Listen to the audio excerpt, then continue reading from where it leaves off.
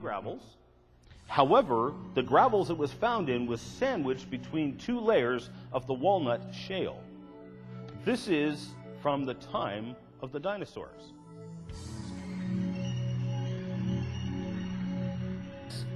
So let's take a quick look at ancient technology for a quick second. The two are kind of intimately related. Where do we see pyramids today? Where else? South America, Mexico, Peru. In fact, you find pyramids all over the world. Why would people be building pyramids all over the world? Seems like a strange oddity, and in fact, there are tons of similarities like this throughout all cultures around the world. My good friend Vance Nelson is actually working on a book right now, which I've forgotten the name of it right now, but he's either going to get the book done or he's going to do a video, depending on which. But he ties all this back to the time of the Babylonian culture. You got to remember, according to the scriptures, all cultures came from one place, Babylon. Now, even right here in North America, you see pyramids in the form of mounds. They're mounds of dirt. I finally got to see one. This is in Ohio, and it is exactly like a pyramid, complete with the steps up to the top, which is flat, exactly like the Mayan pyramids. Exactly. Just made out of dirt instead of rock. It's the only difference. You find pyramids all over the world. Why? Well, because the Tower of Babel wasn't a tower, it was actually a pyramid. And so all these cultures split off from a pyramid, and this is presumably what it would have looked like when it was finished. It's still around today, the remains of it. It's the temple, or the ziggurat of Ur. It's a huge monstrosity, and most of it is still around today. So you see these cultures all coming from the same culture, which all have ties. And one of the things that my friend Vance Nelson gets into is things like boomerangs. Where do you find boomerangs nowadays? Australia? And? Exactly. Nobody realizes it. Do you realize boomerangs were found right here in North America? Not just Australia, North America, South America, even in the Arctic. You find them all around the world. There's another kind of weapon called an atlatl. And again, this is another thing that Vance has done a pile of research on. Get his book when it comes out, or get his video when it comes out, depending on which he gets done first. It is fascinating stuff, and I've been sworn to secrecy. I'm not allowed to tell you any more than that. But do get the book. It's going to be fantastic stuff.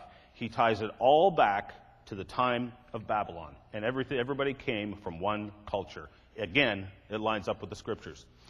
Now, when you take a look at some of these ancient structures, for instance, you ask the Mayans, we can't figure out how they even built those pyramids. You see, people were more intelligent in the past. And today, the central air conditioning and heating system in those Aztec and Mayan pyramids still works. They just use natural cooling. It's a nice, cool temperature inside the pyramids. Why? Because they designed it that way. They were smart people. When you ask the Mayans and Aztecs, how did you build these pyramids, because nobody knows, they tell you a very strange story. They say they actually used drums and trumpets to move the stones. Now, I don't know about you. My skeptical knee-jerk reaction is to go, oh, come on. Really, come on. Don't tell me that. But the thing that we got to remember is they obviously know something we don't. And our modern arrogance tends to get the better of us. We think we're smarter because that's what we've been taught. However, take a look at this one. These are called the Baalbek stones. There's actually 3 of them. They're called the trilithons. Each stone is in excess of 1 1,000 tons in weight. One single carved stone. They didn't just carve it, they moved it and built a temple on them. Here's another one, still sitting in the quarry. How on earth did they move those?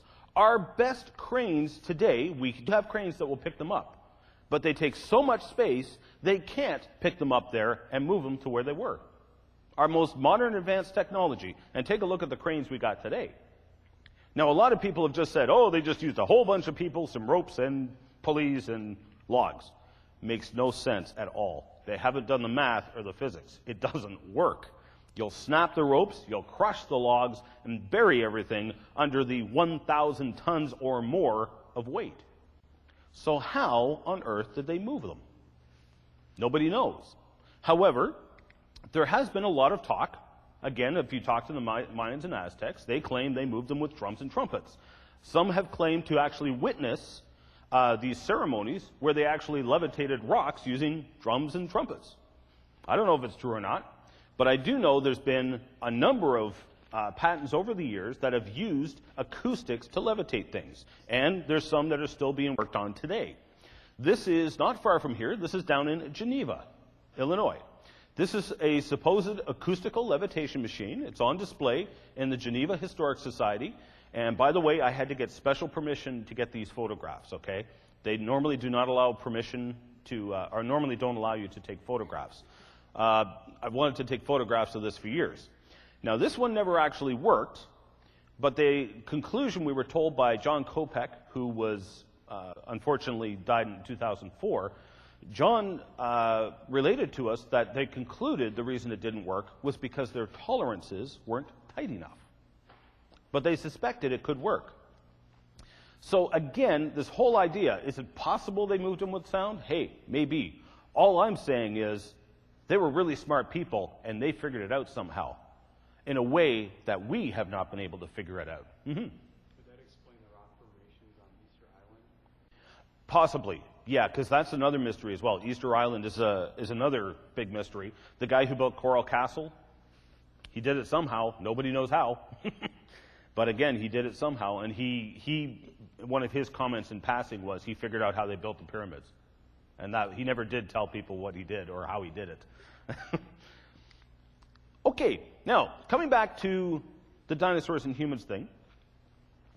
Again, what I'm trying to impress upon you, number one, people were very smart in the past, but they've also been around throughout all of Earth's history. That's what I've been trying to hit home here.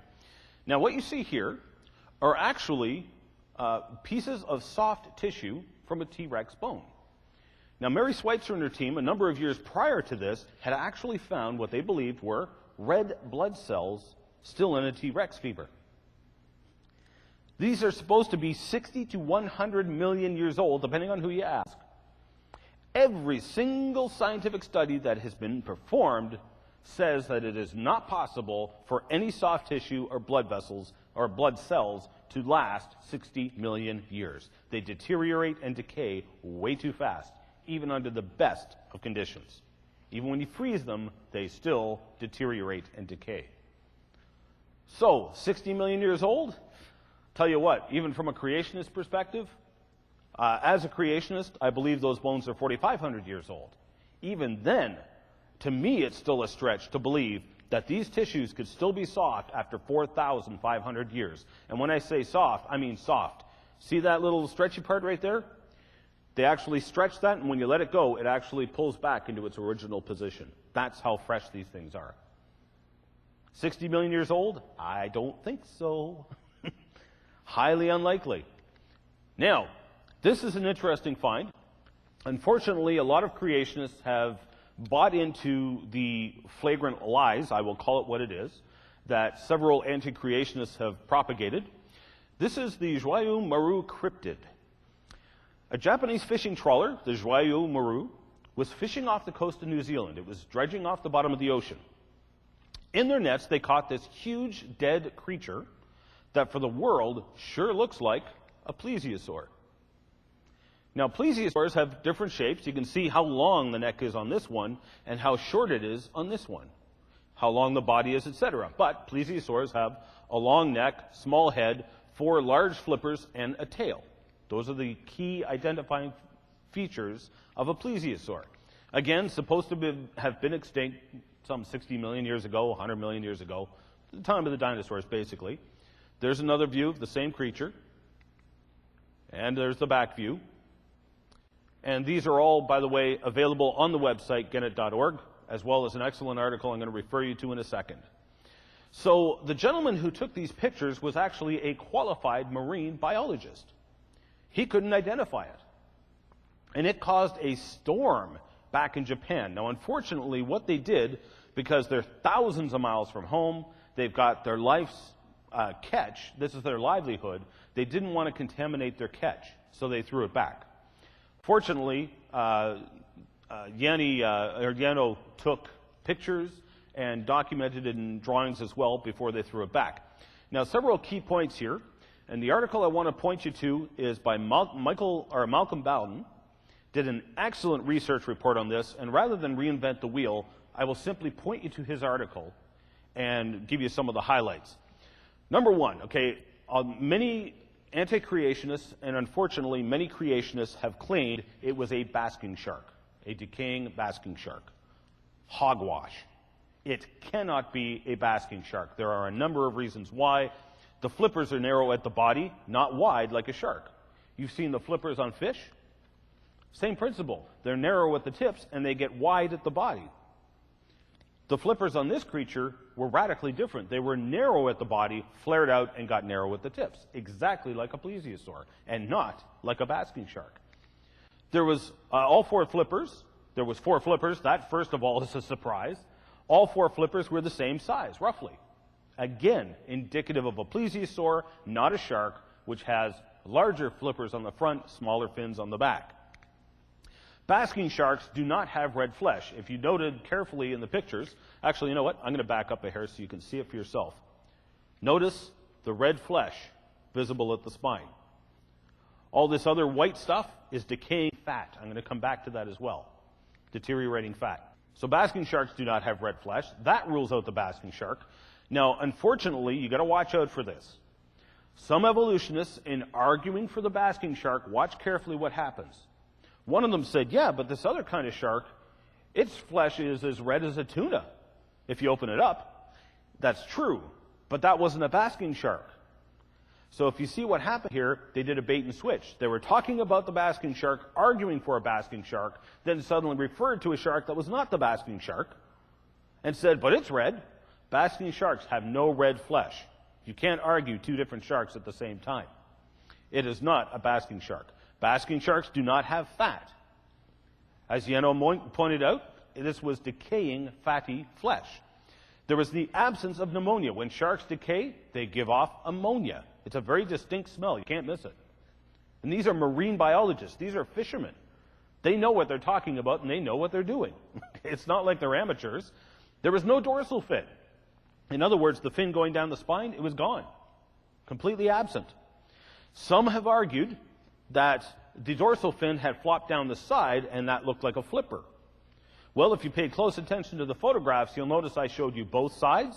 Both sides apparently had a flopped over dorsal fin then. Makes no sense. There was no dorsal fin. Again, ruling out the idea of a basking shark. Lastly, when basking sharks die, they float. They are scavenged.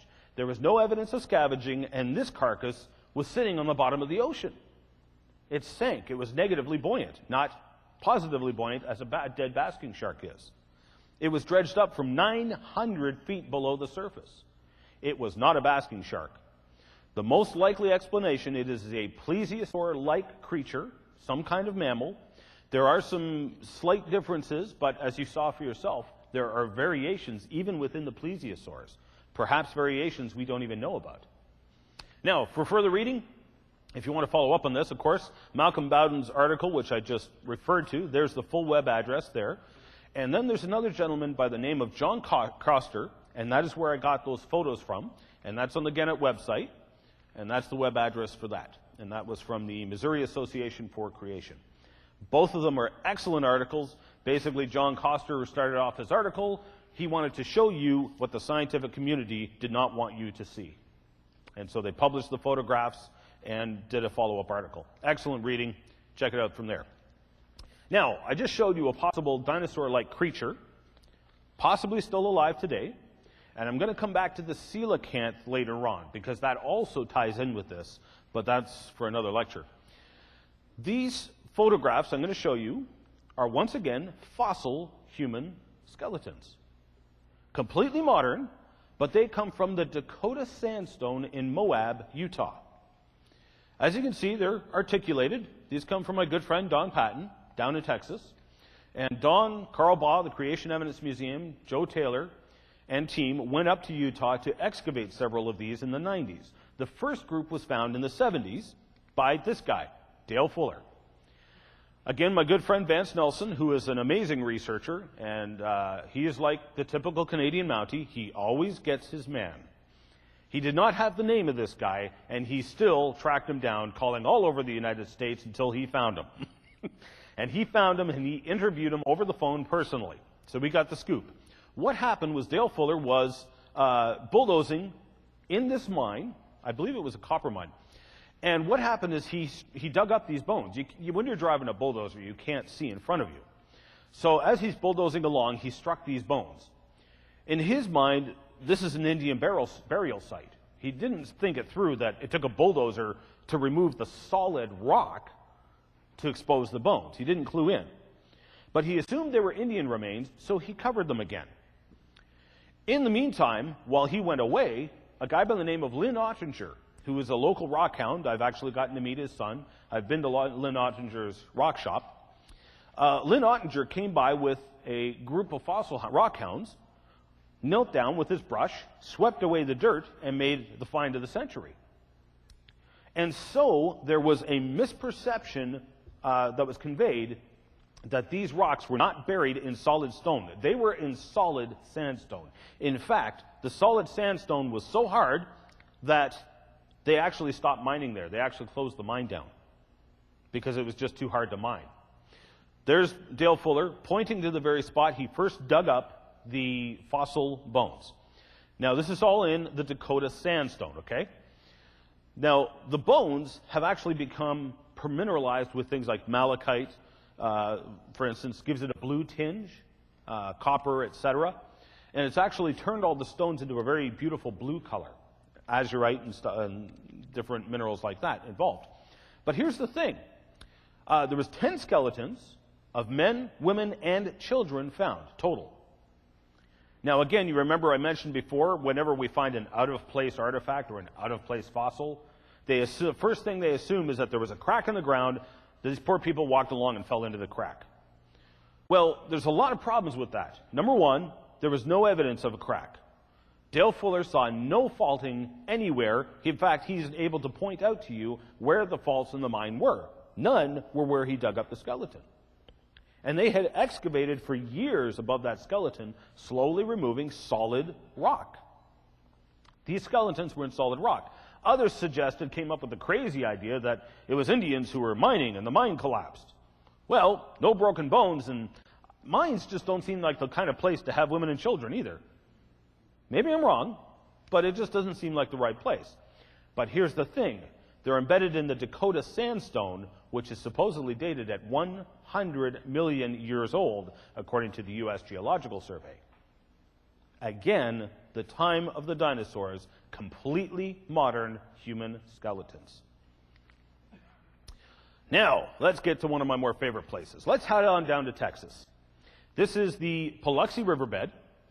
And what you're looking at here is actually the longest trail of dinosaur tracks. The Paluxy is literally world famous as a mega track site. There are dinosaur tracks all over the place. If you ever get the chance to go, you have to go and visit it. And I remember the first time I walked down the river, I had never seen a dinosaur track before. I didn't know what I was looking for. I'm walking down the river going, gee, I hope I find one. And then practically fell into one. They're all over the place. And some of them are huge. You can take a bath in them. This particular trail is 157 tracks long, extending over 500 feet. It is now the longest trail in the world. It was first discovered in the 1970s by a guy by the name of Mike Turnage. It was later excavated by the Creation Evidence Museum, Don Patton, and team and friends in the year 2000. Now, the reason I bring this up, first of all, it's an important find. It is the longest continuous dinosaur trail known to date. However, a number of individuals, evolutionary individuals who are not very fond of the creationists, have since laid claim basically to the trail and have named it after themselves instead of the Turnage Patton Trail. No, it was originally discovered by Mike Turnage and Don Patton. I'd just like to set the record straight. It was a major find, but once again, the creationists get the short end of the stick because the evolutionists are basically in control of academia, and they say what goes and what does not go. Now, I want to take a look at the Paluxy situation, so you understand it. And first, I want to give you a tour through the exciting life of a clam. There's the clams spending their nice day basking in the sun, eating something, I don't know what, I'm afraid to ask. But anyway, clams, you'll notice, typically live in two ways. In this case, this is in Canada, they are buried end up in the dirt, okay? So they're either buried in the dirt, end up, or they actually glue their hinge to a rock or something, okay? Now, when they die, they fall open. Now, there are some clams and oysters, actually, I'm not sure about oysters, but I know there are some clams that do not open when they die. The clams I'm about to show you do open when they die, okay? They actually pull themselves closed, so they actually fall open when they die. Even when they move around, they are still in the upright position. You can actually see the trail where it's moving around. They open their shell a little bit, and they have a little foot, and they shove themselves along with their little foot. So even when they're moving, they're still in the upright position. Now, let's take a look at the Paluxy Riverbed. Again, this is all part of the Austin Chalk sequence that I talked about a couple sessions ago. And there's several layers. This is more of the marl layer that's in between them. But the clams, the fossil clams, are found all throughout the layers, including the layers with the dinosaur tracks. When you take a look, the shells are all over the place. There's got to be billions of them, literally. You can see there's fossil shell, fossil shell, fossil shell, fossil shell. Notice not one of them are upright. They have been ripped up from either what they were anchored to or the dirt they were anchored in and tumbled. Now, I did a study a couple of years ago. I documented hundreds of them. Not one was in the living position. Clear indication of catastrophic ripping up and burying in the dirt, contrary to what you see in the common literature, which says that they were buried in situ or buried in the living position. There was nothing common gentle about this. This was a catastrophe. Now, those layers have tons of dinosaur tracks in them and what sure look like human footprints, fossil human footprints. Among the dinosaur tracks, beside the dinosaur tracks, sometimes in the dinosaur tracks, sometimes the dinosaur tracks overlap the human tracks. So let's take a look at some of those tracks. You saw some already. You saw footprints from the Taylor Trail the other day. That is the Taylor Trail right there. It is a sequence of 14 tracks, right, left, right, left, right, left. Now, some have tried to argue that the human-like prints are actually only badly eroded dinosaur tracks. Nonsense. First of all, when you take a look at the trail, the human footprint impression, while it does step in the dinosaur tracks, moves around and changes position within the dinosaur tracks, even eventually leaving the dinosaur trail and joining another trail going in the opposite direction. These are clearly what has gone on here. The dinosaur walked in the mud, and then shortly thereafter, a human walked in the footprints of the dinosaur. Why would a human do that? Have you ever tried to walk through deep snow or walk in mud? If you follow the footprints of another person, it's easier going, isn't it? Even dogs will do that. So it makes sense. It lines up with the human psyche that these would be human footprints. It's easier walking in the mud. It's that simple. Easier walking. So this rules out the idea that it is eroded dinosaur tracks. I'm going to give you other reasons for that. There's one of the tracks there. Again, fairly clear. You can actually see some of the toe impressions. This is the +5. This is one of the more vague tracks.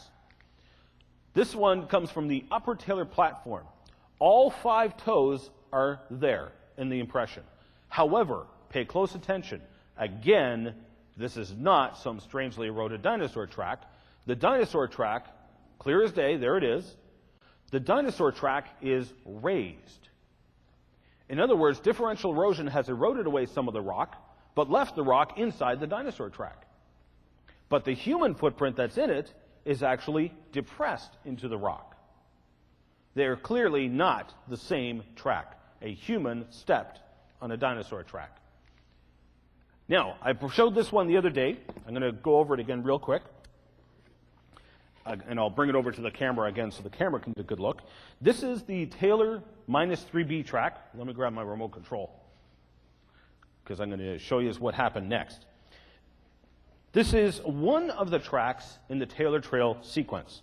You can see the dinosaur track, clear as day, there it is. Again, I've painted this false color for the sake of cameras and audiences. But within that, you can see where the human footprint went in, left toe impressions and a heel impression, slid back, and when it lifted, it left an impression of all 5 toes, the ball, the arch, and the heel. The whole track is there. Clear as day, that is a genuine fossil human footprint. Some have said and thrown out the ridiculous ad hoc argument that these tracks were carved to be human-like. Tracks like this one were actually excavated under 10 to 18 inches of undisturbed limestone in the presence of multiple witnesses. These are not carvings. That is an ad hoc argument that does not stack up to the evidence, and people who say things like that need to spend more time in the Biloxi instead of sitting behind their desks and arguing. But anyway, here's what happened. The day after Don Patton went public with this track, they showed photographs of it. He said, "This is clear evidence that dinosaurs and humans lived together." The day after, somebody went into the Biloxi riverbed and smashed the track to smithereens. In fact, there were a number of the human fossil footprints that were smashed to smithereens, but only the human fossil footprints. Somebody does not want you knowing the truth. Bottom line.